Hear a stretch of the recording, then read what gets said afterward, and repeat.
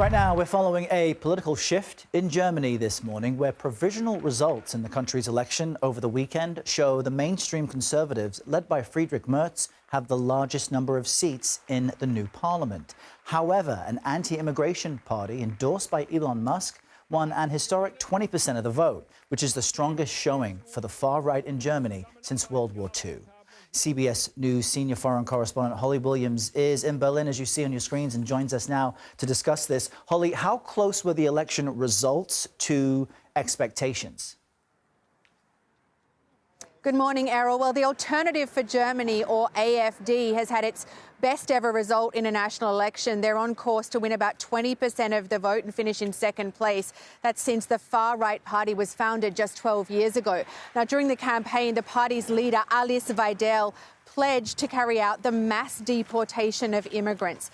And that is popular with some voters in Germany who believe that their country has taken in too many too quickly. Their frustration has been further fueled by a series of violent attacks carried out by asylum seekers here. And Germany's stagnant economy, I think, also probably helped the AfD at the polls. But many Germans are outraged by the rise of the far right here. Their country has famously spent decades coming to terms with its Nazi history. One of the AfD's regional leaders used a Nazi slogan at campaign events. German intelligence has placed the party under surveillance for suspected extremism. And Germany's mainstream parties have formed a pact vowing not to form a governing coalition with the AfD. But despite that, this month in Germany, Vice President J.D. Vance met with the AfD's leader, reportedly in a hotel basement. In a speech, Vance also urged Europe to stop isolating far-right parties. And Elon Musk has gone even further, publicly endorsing the AfD and making a virtual appearance at one of their campaign events and saying, quote, "I think you're really the best hope for Germany." Now, this is part of a surge in popularity for far-right parties in some countries here in Europe, and they've had support from some in the US. Holly, no party won an outright majority. So what happens now? What will the new parliament and new policy out of Germany look like?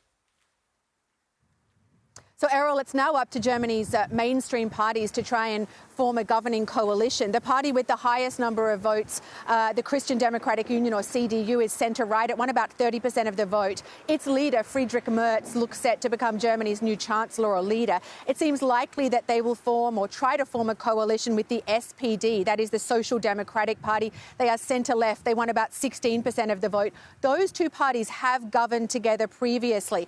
If they cannot govern successfully, that could further fuel the popularity of the AfD, because the AfD appears to have tapped into a kind of groundswell of grievances here in Germany, connected to the stagnant economy, to the sense that leaders are not listening, and most particularly on the topic of immigration. It's worth pointing out, I think, that many German voters say that they want more controls, more curbs on immigration, but at the same time they are appalled by some of the things that the AfD has said during the campaign.